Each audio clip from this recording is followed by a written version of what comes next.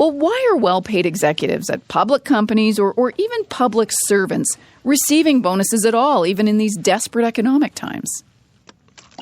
Oh, there's all kinds of reasons. The AIG bonuses are allegedly for retention purposes because of the competitive marketplace in the kinds of people that are getting. These are primarily stockbrokers and hedge fund operators who have large client pools, and the retention is not so much the person who's getting the bonus, but the client base that they have and the kind of money they'll be able to make out of them. The other situation is a skill shortage, a serious skill shortage in Alberta, both at the labor side and in the management side, and so there was a reason to pay bonuses there. And then there was a competitive issue that the private sector was, pretty much robbing the public sector in all kinds of areas and all the way through the spectrum. And then there's performance issues. And, so my mother used to say the graveyard is full of indispensable people. So you got to wonder about some of these things. And there's a big difference between the public sector and private corporations and public corporations and how these things are done.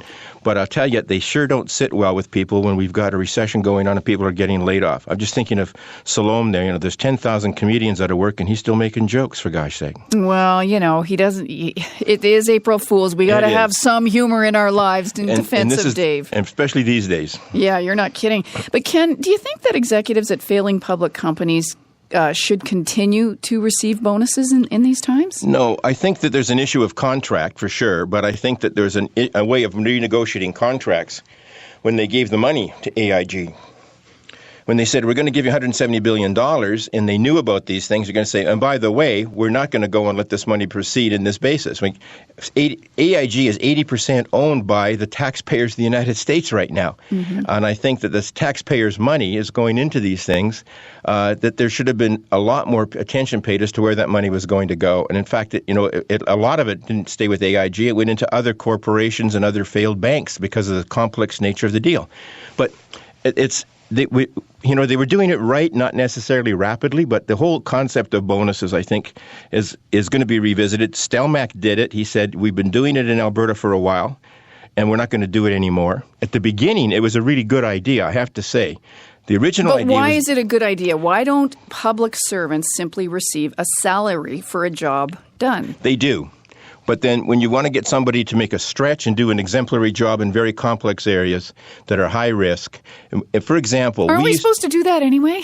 Well, in my world, in my value set, says if you do a good job, you get to keep it. If you do an exemplary job, you get pats on the back and you get to keep the job.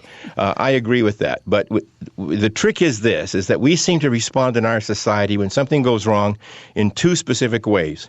Either we try and tighten down the rules or make more of them, or we try and get smarter incentives. And in this last little while, with the inflation we saw the overheated market, we were into incentives, and that usually happens in that situation. Now we're seeing the hardening of the auditors. We saw it in a number of areas where we're really starting to tighten down the rules. But really, what's at stake here is what's the moral virtue that we're really trying to reflect and the values are trying to reflect in public companies doing a public good, especially those who are regulated, who need a social license to operate, who are working with public assets. If you're a forestry company or an oil company or a bank, gas company, you're working with public assets. So there's a different standard, I think, that has to be applied to you. Mm-hmm. I just want to remind people, if they'd like to join our conversation, the toll-free number is 1-866-468-4422. Our guest is Ken Chapman. He's a policy analyst and a lawyer with Cambridge Strategies in Edmonton. That's 1-866-468-4422. We have so much to discuss here, Ken, but why don't we get to some of our callers? Ricardo has given us a call from Calgary today. Hi, Ricardo. Hi, how are you? Fine, thank you. What do you think about the idea of bonuses? I think it's ridiculous because I make a salary and I have often been called above and beyond the call of duty to help out in various different complex situations, and I don't get anything except for a pat in the back, like you said. But I get to keep my job. You know what's funny is that a lot of Canadians forget that, we're focused so much on the AIG thing because it's dominating the media, but at the same time, Nortel asked their CEOs for bonuses, and they went and they got them, didn't they? Yeah, they got them through a court order. Yeah, through court order. And he said it was to boost morale. I'd like to know the morale for all the employees that got laid off who have to pay their mortgages and feed their families now. Well, whatever happened to a society where we were fighting for when corporations go bankrupt, the employees were taken care of first. So many were promised severances and they got nothing when Nortel went bankrupt. It was ridiculous. And Ricardo, and he's we've just asking for those laws have just recently been changed, I believe, so that there is some protection for pension funds and severance requirements for staff.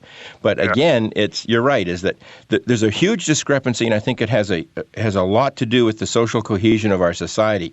In the United States, the discrepancy between on average the highest paid CEO and the lowest person in corporations in that economy is 400 times. Yeah. Wow. That's scary. Like, I still remember that study that was done every January. It's done where, like, the first hour that of January 1st, the CEO's already made more than the average Canadian makes in a year, and it just blows my mind as to why they're hurting so badly to need more. It's ridiculous that all this money is going to help them out, and then it's going to help these CEOs. Well, I mean, hundreds of thousands of dollars a year. I think you can live with a little bit. You can still live very comfortably on that, and it's ridiculous that there's not enough regulation to stop this kind of exploitation.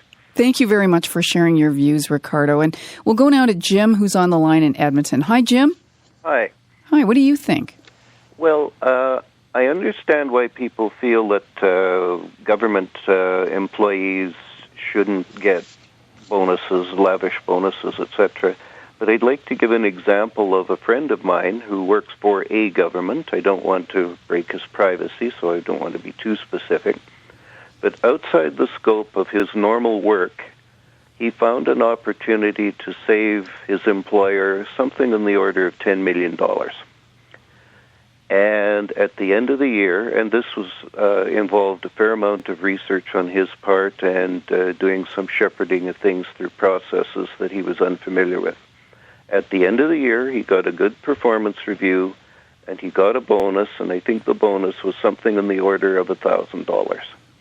That doesn't sound like very much when you put it like that, so Jim. That's the kind of thing when they talk about a bonus in the government. I used to work for government as well. Typically, a department manager has something like 3% of their salary budget to use for bonuses. So often you'll get a few people who will get the 3%, moderate number most people will get, say, 1.5%, and there'll be a few people who will get a low rating. And if you're getting a low rating, frankly, you shouldn't, and you do that often, you shouldn't be staying there. What do you think of that, Ken? Well, at the senior levels, these bonuses can be up to 25% and more of their annual salary. And I applaud the idea of efficiencies and cost savings in any industry, but in the public sector, I just read a letter recently whereby there's apparently a move afoot. I don't have any evidence. I've just seen the letter. But let's say that you were looking at people with developmental disabilities and you wanted to go and save some money in the cost of caring these people. So you raised the requirements. You said, if we just said you have to have a higher degree of disability before you qualify, and you can cut the costs in half. Is that what we want to do? And is that the kind of performance we want to reward? I think the fundamental question here is, in the public sector, and I think in public companies, private companies are different. That's their business, as long as it's legal. But I think I want to know what the performance bonuses are for, what the goals were. I want to know how they achieved them, and I want to know how they were measured and evaluated, and what good they did for me as a taxpayer and me as a citizen when people are working in the natural resources that I own as a citizen. I think we should be given that information.